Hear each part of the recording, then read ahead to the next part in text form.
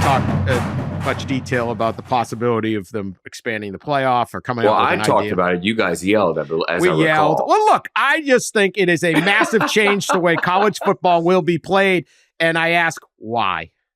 I think I lost the plot somewhere in my anger. Well, I mean, Pat was just anger. Why are we greatly altering how college football will be played? That's what I want to know. I've heard from a couple people. They didn't really have an explanation. But what are you hearing down there on the ground? Yeah. Well, I'm hearing that a few people tuned in to our last podcast. Tuned in. They listened. Yeah. And they they did. And maybe we'll get the answer to why. Dan's big question and Pat's question of why. Today, this afternoon, maybe early, mid-afternoon when they're supposed to break meetings here. So I'll go through the week here. So SEC coaches and ADs met on Monday here. And then SEC ADs met by themselves yesterday on Tuesday. And then today is the joint SEC Big Ten AD meeting. And they will meet, like I said, till probably the early mid-afternoon, and break, and I'll go home and head to the airport. There's not a lot that I was able to obtain from Monday's meeting with coaches. I was here. Coaches came out of the meeting. I saw a few of them.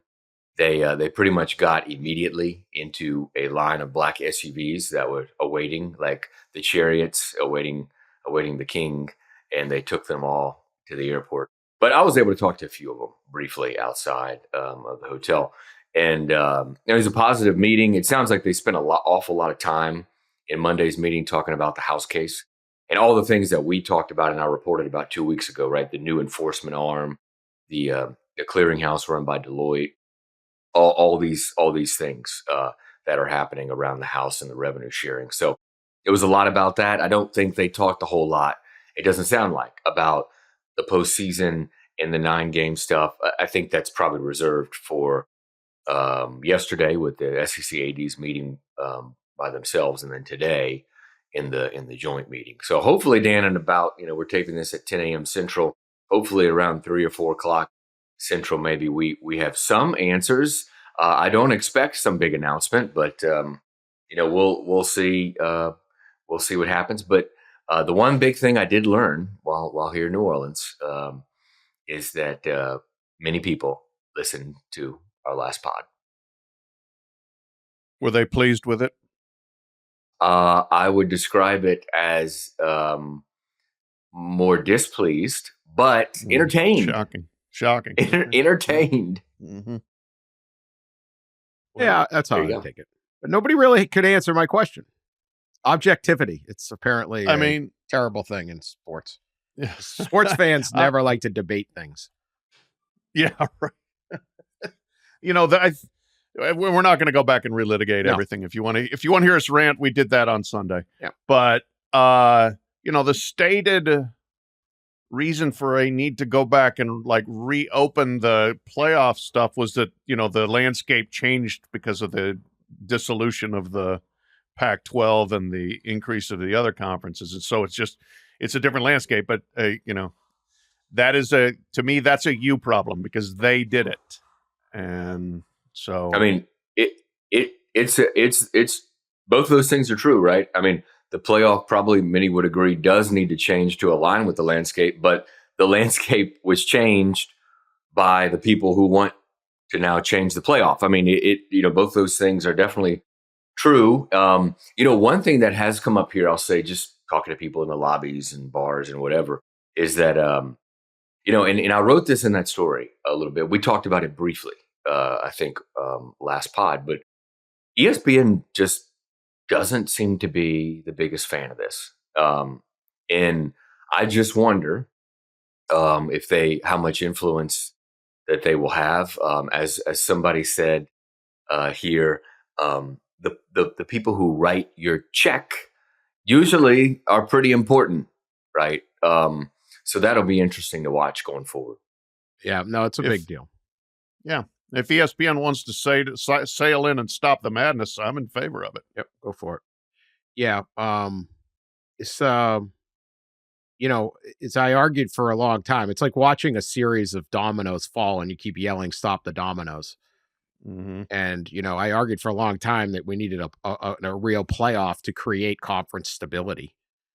And I remember getting told that was mocked by the old Big East football conference, and then the Big 12 football conference, and the Pac-12 football and they, now they're all kind of in a disarray. But it reminds me of my golf game where you start off, you're doing fine, and then you're hooking a ball a little bit. So then you move up on the ball or something like that, move back on the ball, and then you get that fix, and then that stops working. Then you fix the fix. And next thing you know, you're tucking you're fixing another fix. And by the end of the year, somehow you're worse golfer than when you started. I would say golf is the only. It's relatable. That's relatable. It's the only sport other than running college athletics where you can try something every single day to get better at, and you can end up worse. Yeah. Like any activity. If I shot free throws every single day, I'd be a better free throw shooter. I wouldn't be Steph Curry, but I would be better. If I did crosswords every day, I'd be better at the crosswords, right? If I did, I cook an egg, if I could afford it. If I could cook an egg every day, I'd be better at cooking the egg, right? Not golf and not running college athletics. Somehow they keep getting themselves into worse and worse predicaments where they have to fix the fix, and then they go, wait, what? Oh my, this is unrecognizable. And it's like, yeah. So we hope we get there with this. One other thing, Dan, that has popped up here actually, now that I'm thinking about some of the conversations, is one of the things it's kind of been a little bit overshadowed that they may talk about today in the joint meeting, and maybe the SEC ADs and coaches talked about the last couple of days, is the college football calendar, which is certainly going to get an overhaul here. I think you can expect some pretty significant changes, some new dead periods and stuff, and recruiting. There's going to be a lot less recruiting on the road, right? I mean, in a world of where a lot of these are more transactional. Recruiting has become more transactional than ever, probably. There's no need to go pal around across the country recruiting. But there is still a need for probably the player to come visit you, and that's what more we're going to probably see maybe happen. So we're going to have more dead periods. Eventually, I do think we will have, one single transfer portal. I don't know how soon that gets here, but that's a big topic. That's a big conversation here too, as well. The calendar would be a classic fix of a fix of a fix that has gotten more problematic. But maybe they'll improve it. You see the USA Today story. Deion Sanders, head coach of Colorado Buffaloes, made no in-home recruiting visits and no off-campus visits to high school last year. None. Wow. They did all the FOIAing. He has a $200,000 budget to travel for to use private air travel for recruiting. He used zero. This is the university said to USA Today. Head coach Deion Sanders said, "I'll make any in-home or off-campus recruiting visits." That is wild. Yeah. Unfathomable. It's kind of unfathomable now, but he does it. But if you had said 5 years ago that a coach would not take one visit, I mean, even Belichick's out there running around. Yeah. But it's amazing. That's got to be a first in, who knows, 80 years, back to when travel was actually hard, maybe longer. Who knows? They used to say John Wooden would only go after the guy committed or something. You're back to those ages. And that was because Sam Gilbert took care of things, maybe. I don't know. But even not one visit. So I did have one question on this playoff thing. Is there any discussion about getting the quarterfinals on campus? Is there rehabbing a lot of stuff that people don't like? Could we get to something they would? Remember, Rich Clark, the director of CFP, he said last month in Atlanta at the championship site that they would talk about that. They didn't talk about it at their meeting in Atlanta, but maybe eventually they will. However, the ESPN long form agreement of the extension, the 6-year extension through 2031, that has to be agreed to. That's not finalized, the long form, and it should be later this spring. Once that's agreed to, then the bowls can sign their long form agreements. So the important part of that is the bowls have not signed their long form agreements. They have signed an MOU, just like the CFP commissioners have around the revenue sharing and all that distribution. Memo of understanding. Don't talk corporate. Memorandum of understanding. Okay, thank you. Yes. So the bowls have that, but they haven't signed the long form. So it's a little up in the air until they finalize the ESPN long form deal. But the fact that they've signed a memorandum of understanding, Dan, I think at least through 2031, it appears that the quarterfinals will stay in the bowl rotation. And a lot of people don't agree with that, right? A lot of people here don't necessarily agree with that. That's come up a few times. I think the, like one athletic director I was talking to here said, and his team was part of a home playoff game. And he's like, I was walking around the field before the game, looking in the stands like, this is it. This is where it is. This is where it belongs. So I do feel like eventually we'll get there. Yeah. We'll immediately do something drastic, but eventually we'll get to the common sense solution. Couldn't help yourself. Got to get that barb in there, huh, Dan? I mean, I'm trying to help the fans. What fan is like, oh no, this was so much better? Yeah, I could drive 20 miles, 50 miles, 100 miles to see my team play in our home stadium with 100,000 other fans of our team, or we could spend a small fortune to go to Arizona from somewhere else. Right. There was even just the mess up of like, Georgia's playing in Louisiana and Arizona State's playing in Georgia. And like, it was all, right. It was all kind of messed up in different spots and all that. Well, anyway, alas, I'm going to be more positive today. There we more go. Positive today. So you know what? Let's be positive because, the season's like 6-7 months away. Let's be positive and start putting tons of heat on all those SEC coaches that failed on Ross Dellenger. I'm like, coming back, our heat ranking, pressure ranking for SEC coaches after this break. All right. I don't want to just fire guys. I want to, this is where I'm turning over a new leaf. Say something nice, right? We could just do who's getting fired, or we could reward some of the people that are doing well. So here's what I want to do. Heat index. Pressure index, scale of 1 to 10. 1, no pressure whatsoever. 0 pressure. Like if Nick Saban returned to Alabama, there'd be no pressure. 10 would be pressure. You could get fired. Or the pressure could just be, this is your opportunity to do something. I don't know. Whatever the pressure index. Everyone's got some pressure in the SEC. You're always going to go quick. Yeah. And we'll do the other conferences, but I would say, especially this year, there is no one. There's no one on this scale of 1 to 10 because none of them even made the final game.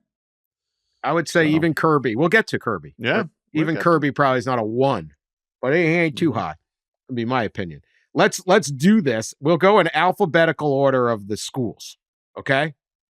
Good idea. That's a good way to start. Good start. Alabama. Yeah. Kalen DeBoer, Pat Forde, 1 to 10. How much pressure is Kalen DeBoer feeling going into this season? Maybe for his job, maybe just that he has to really maximize this team, maybe whatever. 10.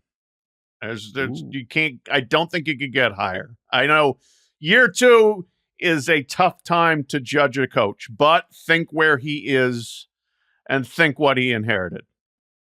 Nobody is going to look and say, oh, gosh, he had to take over a toxic dump and rebuild it.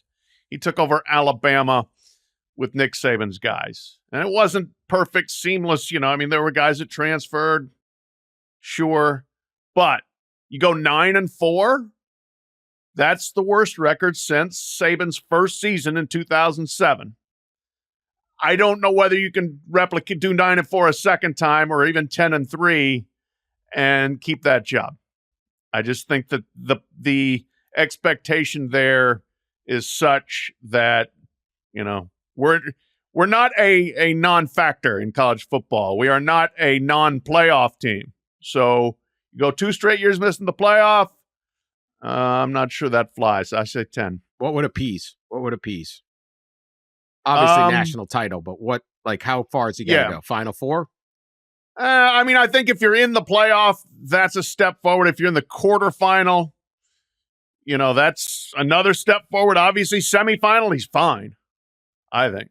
Quarterfinal, might be quarterfinal is the over-under. Ross? I don't know that I go with 10, but I don't totally disagree with Pat. I was going to go at 8. Let's split the difference and say 9, maybe, that his pressure is on, because there's the excuses that a lot of others can use, right? He, as Pat mentioned, he really can't. You're at Alabama, and Nick Saban has still recruited really well and stocked that program. We've seen a lot from the athletic director there, Greg Byrne, about their publicly. He's made it clear that they need donations to compete in the NIL world. But soon we'll have the revenue sharing, which is supposed to obviously level the playing field somewhat for those who can do it to the max, and Alabama should be able to do it to the max. So there's no excuses. 8 or 9 for me on him. The pressure is definitely ratcheted up, and I think Ryan Grubb. He hired Ryan Grubb, offensive coordinator. They're back together. They were at Washington, and before that too. I mean, he had been with them for a long time, I believe. So the fact that they're back together, I think will be good for Alabama, and they're a playoff team. I don't think there's any doubt. Yeah, I wouldn't go 10. I'd actually say I'm Mr. Reasonable. I'd go like 8. 8. So I said 8. We're in agreement. You said 9. No, I said split the difference. I'm just splitting me and Pat's. 8, okay. All right, I'm an 8. I'm with Ross. So we're at 8.5 as Ross and I. We're just. Do you guys know what conference Alabama plays in? I mean, Paul 8. Yeah. The best conference, Pat. The best one. Got to win. Got to do well, but I don't think he's on the I think he would get a third year unless this just goes totally haywire. I don't think that Alabama's going to scare quick. So I don't think he's on the verge of firing, and that's why I wouldn't put it at 10. But yeah, they better do well. Playoff would be not making the playoff would not be a really good idea. Not be a good idea. I don't know that they'd fire him in 2 years though. Just it would not be great to do it in 2 years. But again, like Alabama, the expectations are higher there, as high there as anywhere in the country. I can't remember his buyout, but I'm sure it's a lot guaranteed. It would be an absurd amount of money at a time when you're paying, athletes. I mean, I think we saw the buyout decisions, the firing decisions from this past cycle because of the athlete revenue sharing coming. But I mean, his buyout's got to be at least $50-60 million. Yeah. And it's a Sexton deal, right? So yes, it's going to be a huge buyout. Yeah, at least 80-90% of it was guaranteed, I'm sure. All right, 9. I mean, they're already saying they need money. Yeah. We're going to have to expand this playoff to like 48 teams to pay for some of these buyouts. All right, obviously there's a sliding scale here of what constitutes success, so maybe we should include that in the answer. But Arkansas, Sam Pittman, coming, there's a lot of speculation to be let go. Last year's given another year. Pat, heat index, and what's he need 10. to do? Yeah, 10. I mean, this is a must-win year. Not just a winning record. I think that he's going to have to be competitive in the SEC and not, be dragged down near the bottom of things. 7-6 last year was okay. It was enough to get him another season. I think beating Tennessee was absolutely huge in terms of kind of rallying some support there. But, they can you get to 8? Can you get to 9? And there's going to be people. This is what, year 5 now for Sam? 5 or 6? I'm not sure. You get to the point where they're already going into the season with a lot of negativity around you, and people will want to give up sooner and quicker. As soon as you lose, heck, as soon as you go 3 and out, this isn't going to work. Why did we keep him? Get Bobby in there as the interim, etc. So, I think they've got to win. I would say you got to be better than last year, so you got to win 8 or more. And that's going to be so hard to do.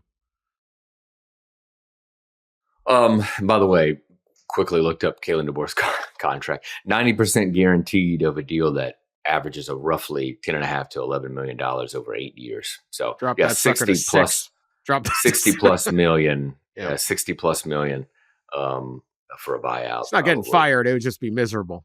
Yeah. Pittman, I'm 9, maybe 10. For Pittman, we saw last year, him. The year before last, actually, them get really close to kind of pulling the trigger and firing him, and they kept, they obviously kept him on for another year. But it does seem like it's been like every year for the last 2 or 3 years. Will he get fired? Will he get fired?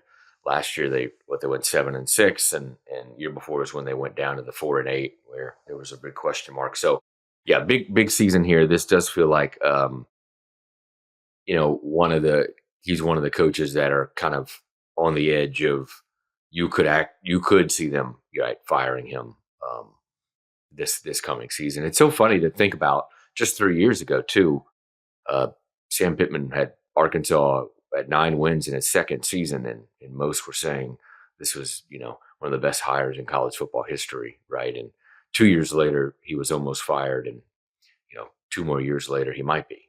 It's just how it goes, I guess. It's a 10, and look, they open with Alabama A&M and Arkansas State, and then it's at Ole Miss, at Memphis. It's not going to be easy. Notre Dame visits. They get an off week at Tennessee, and then Texas A&M. I mean, that's a 5-gamer and then Auburn visits. I think Auburn's going to be good. Got a lot of potential. They get Mississippi State, then they end with LSU and Texas and Missouri. At LSU, at Texas. So 8 wins on that schedule. They could very easily be 2-5 and be decent. I guess maybe beat Memphis and you're 3 and it's yikes.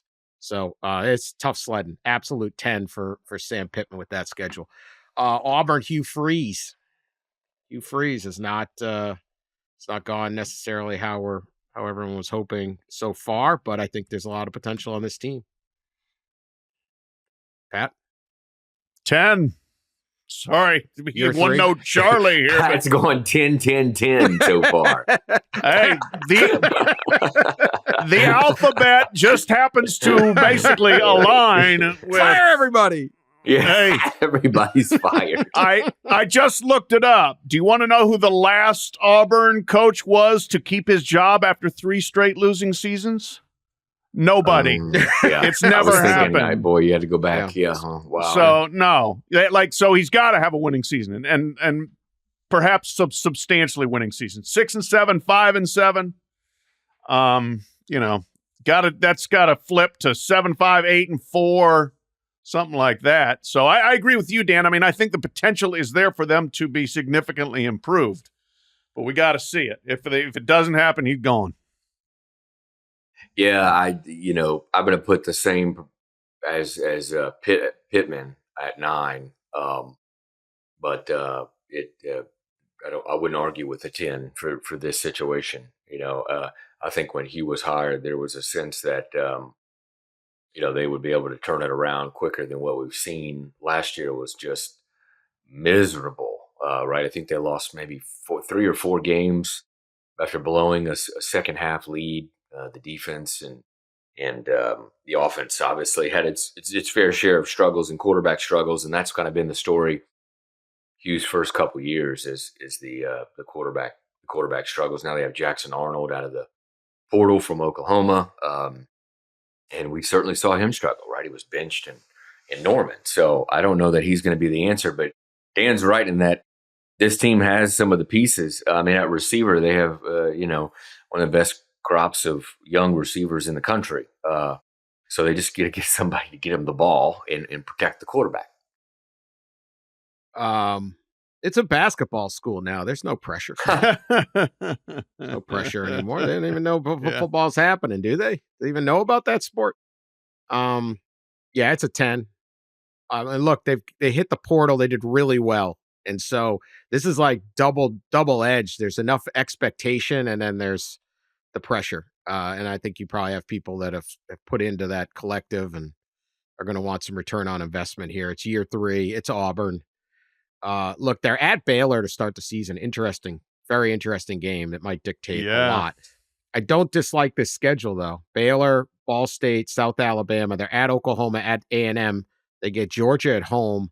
Then it's Missouri, at Arkansas, Kentucky, and at Vanderbilt to finish the season. Then Mercer, and then Alabama at home. So there's wins there to get going. I think they've got talent. We will see what Jackson Arnold can do or how they're going to sort out this quarterback situation. But I would still say it's a 10. They just got pressure. Jackson Arnold, turnover prone and not a great passer. So with this, Hugh Freeze has done some good work with quarterbacks in the past. It's like inaccurate, not mobile. No, I don't know. You know, yeah. Florida, Billy Napier, looked like he was cooked last year. I have a funny feeling we're getting a fourth straight 10 from Pat. Pat, fastballs. He's just all Justin Verlander, man. Just fastball. What do you got, Pat? What do you think? 11. 11, Pat said. He should have been fired last year. 11. I mean, I don't think I'm being unreasonable to give out 4 straight 10s here. I probably should have sorted out the way this the alphabetical part was a failure of setup. Yeah. But no, I mean, there's no doubt. Look, yes, Billy Napier was riding a razor's edge of whether he was keeping his job last year. And now everything has pointed in a positive direction. They finished the season well. They kept DJ Lagway, their very talented quarterback. They feel like they've put together a good roster. They've gotten older defensively. They've changed their staff some. So, like you definitely have to break through this year. You got to win 8, 9. I don't know what the number is, and it's probably got to be the right 8 or 9. Do you have their schedule, Dan? I do. What do we got? I'm sorry, LIU. Yeah. So what is that? Long Island. Long Island. Yeah. Long Island University. The Sharks. They have Sharks up there. God. Yeah, kind of. Long Island. Like where? The Atlantic. Up the Atlantic. I mean, Long Island. It's East a long River? Island. It goes out there to it goes all the way out to, That's true. Southampton, the Hamptons. I guess that's right. Montauk. Yeah. Yeah. All right. Yeah. South Florida. See, you don't be losing to South Florida. How many bulls you seeing running through Tampa? I don't know, right? Or St. Pete. LSU Tigers, Miami Hurricanes. Those are both on the road. Then they get Texas at home, Texas A&M on the road, Miss State, Georgia in the cocktail, at Kentucky, at Ole Miss, Tennessee at home, Florida State. So that's woof. I mean, better bring it. Yeah, not just the SEC games, but Miami and Florida State. And especially that, the Miami game last year got them off to such a toxic start. Better turn the tables around on that one. Yeah. Although Miami's going to be pretty good too. So. Yeah. I think I've gone, 8, 9, 9, and this is finally my 10. I do think I would agree with Pat on the 10 here. We did see, as Pat said, we did see them turn around the season kind of after Scott Strickland, the AD there, announced that Billy Napier would return as coach. And then boom, it was like the first time in history that we saw an AD's backing and a public announcement backing its coach in it being a positive outcome with the coach actually going on a winning streak. So, he's got the quarterback, obviously. Incredible talent there. They really worked it in the portal. I think a lot of folks would say that they spent a good amount of money in the portal, like a lot of the schools that we're talking about, where their coach is very much on the hot seat. Auburn being another one. So this is definitely a 10. Definitely, it feels like to me probably need to get to that 9 win mark. And they'll have a new president in there probably by the time the season's over. They're on a search for a new president now. So that will probably impact things as well, depending on who they hire there. I would say that it's a 10. Got to deliver, no question. DJ Lagway, I'm just looking at his Heisman odds, plus 2,500. I don't love his chances of winning this thing because of Arch, among others. But I like the value on that. But they got the player; they're just gonna have to deliver. But year 4, got to do it. You can't have like a third. This should be a team that makes the playoff or be real close or something. But yeah, 10 pressure. He's gonna get let go. Kirby Smart, Georgia. Pat, I don't think you're giving a 10 to this guy. Nope. I'll go with 2. 2 with Curb. And yeah, the reason it's not a 1 is the last couple. He set a standard that was so high, winning back-to-back championships. In the last 2 years, you lose the SEC championship with what everybody thought was a better team than Alabama's, and so you don't make the playoff. And then this past year was, pretty messy.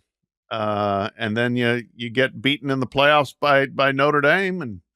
And so just between the off the field stuff and a slight slippage from the heyday of 2021 and 2022, I just think there's enough people out there saying, Kirby, what are we doing?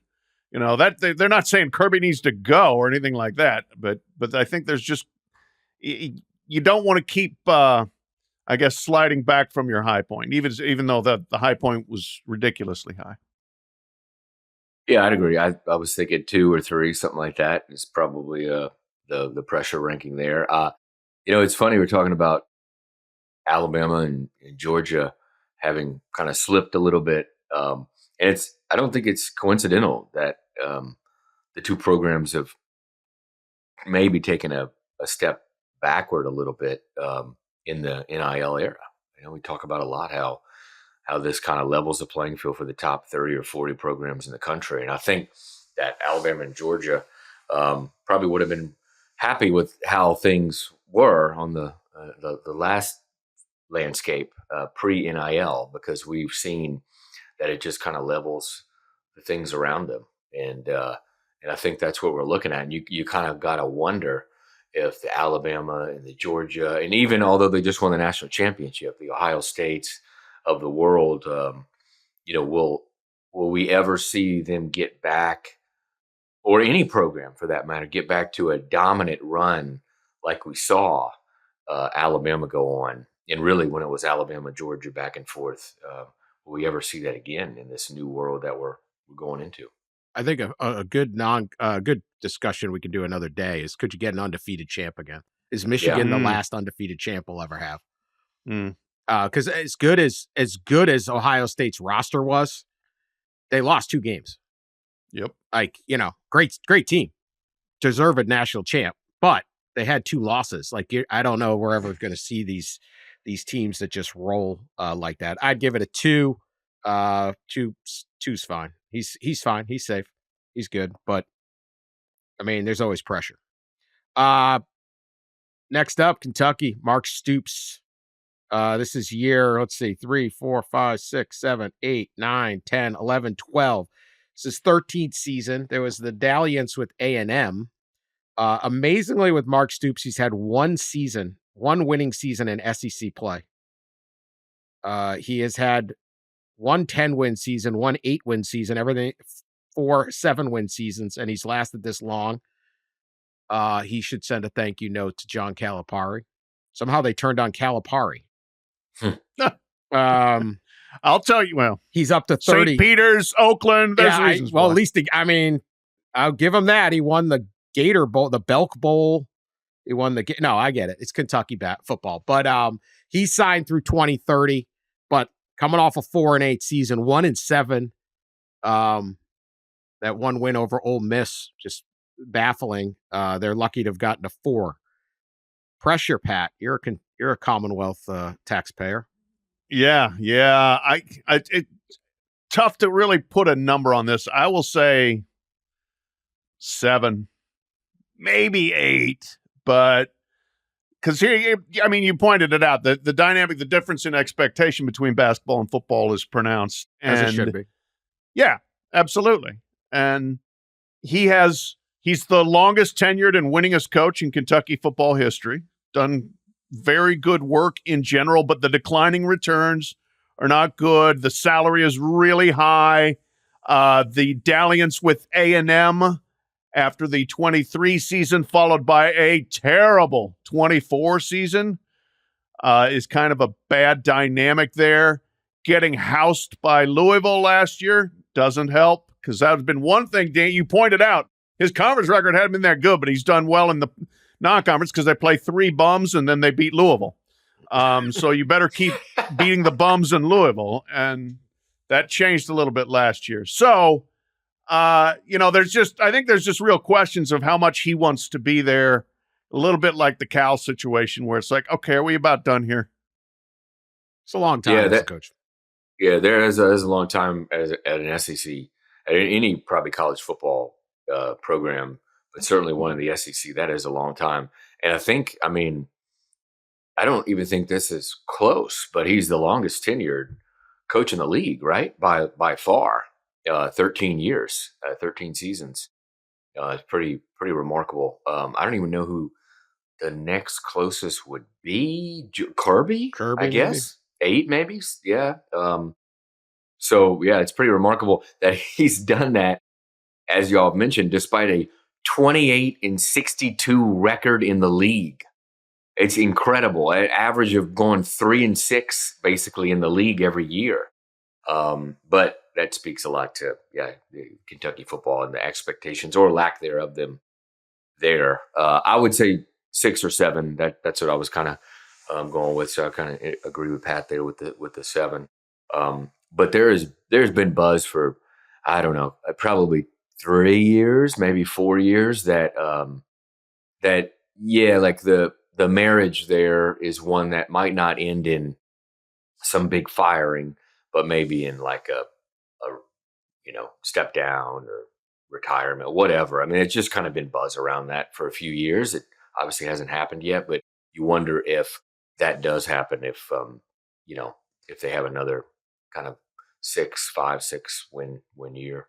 Stoops done a good job. The goal of the job was don't have a football program that embarrasses us. And for the most part, until last year, he was doing that. And you can't underestimate that. He's done a really good job finding ways to get players to Kentucky that, particularly in Ohio. He's from Youngstown, as all the Stoops are. And he's done a good job, but he's got to have a season. I'm looking right off the bat, Toledo visits. And that's the kind of program that looks like bums on the schedule, and they ain't. Right. No, that's better be ready. They should defeat Toledo. However, a lot of people should defeat Toledo, and Toledo is capable of winning. They did that to Miss State last year. And then they got Ole Miss, who's going to be hopefully looking for some revenge. Schedule's not too bad, but the thing that I would give him a 6 is he doesn't really have to do that well. So I don't know that he's got to overachieve. He's just kind of got to win the games that he's got to win and hold his own, beat Vanderbilt, again, beat Louisville, maybe spring some upset, get Tennessee at home. I don't know, win it all. There's games there to win. He could maybe get something going. If he can go 4 wins in the non-conference, it'd be huge, obviously. LSU, Brian Kelly. Pat, hey.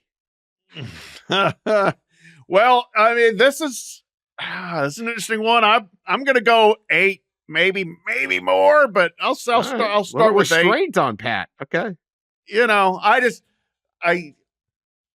LSU's expectations are what they are, and I mean, they don't have to apologize for them, but sometimes I feel like they're expecting more than is reasonable, and so I know they're disappointed. And look, Kelly's obviously reached a danger zone to the point where he gave back some of his money, right, to try to redirect, I guess, towards paying the players, which seems to be an embattled coach kind of move.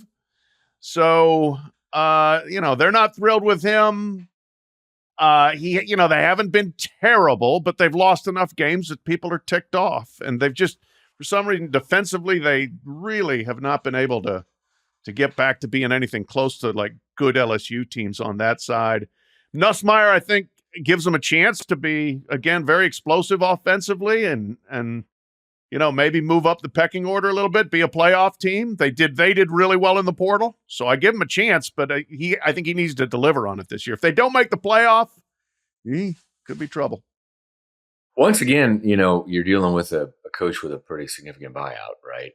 I think, again, it's probably about the same as Kalen DeBoer's buyout, probably 50, 60 plus million to buy him out in a time when obviously LSU, I think the financial reports came out recently of LSU having been in the hole a little bit, and then with the revenue sharing coming, and Brian Kelly having given some of his, I think, $1 million in matching donors and all that stuff. So clearly, I don't know that they have 55, 60 million, whatever it is, to drop on a buyout, but I'll put it at 7. And I think if this season doesn't go, if it doesn't end in the playoff, next year could be like a 9, or a 10. That's kind of the way it's trending. I mean, he was hired to take LSU to the playoff and compete for conference championships, and we saw that in the first year. They made it to the SEC title and haven't been back and haven't been really back in contention. So this is a big season, and it's funny, guys. We're halfway through, not even halfway through. The SEC coaches, in pretty much all of them except 1 or 2, are like on the hot seat. Got to win this year. Somebody's got to lose. At some point, somebody's losing. Yeah, there's a loser in every game. Jimmy Sexton's going to have a busy year. I would go 8, but again, as you mentioned, 29 and 11 in 3 seasons. But wrong his losses. record's not bad. No, he's a good football coach. He has not done what he needs to do. Here's what I like. First off, they open at Clemson. That's going to be a monster game for both programs. Huge, huge, huge. But if you look at this thing, La Tech, Florida at home, Southeastern Louisiana at Ole Miss, South Carolina home, at Vandy, A&M at home, at Alabama, Arkansas, Western Kentucky, Oklahoma. With Nussmeier, with this portal class, the pressure to me is if you can't get 10 out of this, like, what are we doing? Like, this is the schedule. There's no Texas. There's no Georgia. There's nothing in here like 4 straight road games or anything like that. A lot of the harder teams are at home. This should be a playoff team. So that's why I would say 7 or 8, something like that, would go with. Jeff Lebby, Mississippi State. They went 2-10, 0-8. Terrible was only his second year. Pressure? A little bit, sure. Because it is the SEC. Now, what's the realistic expectation? I'll say a 3.5, 4. Just because, last season was very bad. But I think the feeling was he did inherit a tough job in an unprecedentedly tough SEC. So, don't overreact here too quickly. But I think, needs to show some improvement just to get the fans back excited. They went 1 year Zach Arnett, obviously the tragedy with Mike Leach, but then the 1 year Zach Arnett, 2 years Jeff Lebby. Let the cake bake a little bit, but they're also, peeking in there hoping the cake isn't terrible. Yeah, there's just been so much kind of instability in the Mississippi State football coaching staff in the last, really since Mullen left. Really, if you look at it, he did have that run with Mike Leach a little bit, but Joe Moorhead and then the Leach, and then the awful stuff that happened at the end of the Leach tenure, and then Zach Arnett, and so it's just been unstable. And you hope they can get some stability there. I would give it a 4 or so, like kind of like Pat did. I think that State does seem like they're going to, do the rev share. I do wonder how much over that they can go, right? Of how much above the cap that they can get, because certainly their competitors will. And that's something that I think will impact what happens on the field. Yeah, they need to give him a few years. Like, just constantly rotating through coaches isn't going to help. So I would give it like a 2. I assume it'd be nice if they Could win an SEC game, though. That would help a great deal. All right, here's my problem with this bit. We're halfway through the league, and we've been doing it for half an hour. We'll need to pick Should up we the do second part half one and next part week. two? We have 2 parts here. I think that's a good idea. I apologize to all the fans of the. Go run to the meeting, Dan. I know, and my planning didn't work too well. This is a pretty good. This is not a bad topic, though. It's going well. Yeah, good topic's discussion. been good. Well, early next week, we will finish it. We'll see how many more 10s there are to do. So, all right, we will be back after this. I'd like to talk about the Four Nations hockey tournament. I'm very excited about this Canada-USA game. As you might imagine, I was pretty excited the other night when not only did I get to watch hockey, and not only did I get to watch a USA versus Canada rivalry, but there were 3 fights in the first 9 seconds. Like, that's pretty much right in my wheelhouse. I mean, I was hearing about that, and that's all I thought was this is Wetzel Nirvana. I was so excited. I really was.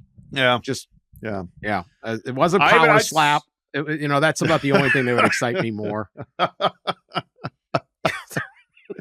Because I was homeless and dispossessed as our basement is being attended to. I did wind up in a Buffalo Wild Wings, whatever night, Tuesday night, I guess. Monday night. And there were people in there watching the hockey and really excited about it. So in Louisville, Kentucky. It's fantastic. We're going to see. Will they fight at the start Thursday night championship game in Boston? To Chuck Brothers, I don't know. We'll see who's got to step up and fight. Do they fight? Do they not? Big game. Can't take the penalties. This Canadian power play is dangerous. I'm nervous. I'm nervous. It's going to be a big all right. game. That's enough hockey. That's all I got. Just wanted to talk about it. I just needed an outlet. All right. I have an update on one of our most debated people's courts ever. Excellent. If you recall, the latest chapter in this was the Ohio Supreme Court ruled that customers who order boneless chicken wings have no reason to believe there couldn't be a bone in it. Okay, so you go to your chicken joint and you order a boneless. We've debated whether a boneless wing is even a chicken wing. You could even call it boneless chicken wing. It's just a nugget. We've debated all sorts of stuff on this, but the Ohio Supreme Court, people who actually attended law school and things like that, learned, experienced jurists, had made this ruling that if you order a boneless chicken wing, and you take a bite and you choke on a bone, it's not the people who served you the boneless wing fault. There was a guy that had done that, and in Butler County in 2016, he cut each of the wings into a few pieces before eating them, but there was a piece of meat went down the wrong thing, and then he got sick. It was terrible. Anyway, so they ruled, sorry, you order a chicken wing, even if it says boneless, it could have a bone. Well, Senator Bill DeMora, a Democrat from Columbus, it says here, I'm reading channel NBC4. This was also weird. The Republican judges ruled in favor of the bone could be in the boneless. I'm still puzzled by the partisanship. And then the Democratic ones went all the other side. So somehow this is dividing the state of Ohio. Maybe Coach Tressel could bring everybody together on this. Senator Bill DeMora, he is a Democrat. He introduced Senate Bill 38 late January. It would set a statewide standard dubbed the boneless wing bill that would mandate the boneless wing bill, Senate Bill 38, that people have a reasonable expectation that the food did not contain a substance that is injurious to human health. Per Senator DeMora, a reasonable expectation test means that would the average person think about a certain situation. I don't know that a normal person in the United States doesn't think boneless means without bones. Okay, so again, this is we do a lot of stupid things on here. Is there a real strawberry in a strawberry Pop-Tart? things like that. But this has really become a big issue in the state of Ohio. Now that they've got the Ryan Day thing settled for now. Pat, what do you think of this? The senators are now stepping in to try to basically overrule the court. I mean, this is really high on the scale of what exactly are they doing with their time questions for me. That this has become such a lightning rod issue that we have politicians sponsoring bills for this. So fascinating, weird. I maintain still that since a boneless chicken wing is in and of itself a non-entity, that you get what you get. If you order that and you bite one, there's a bone in it. It's buyer beware. So I ain't here for the sympathy for the those apparently sabotaged by finding bone in their boneless chicken wing.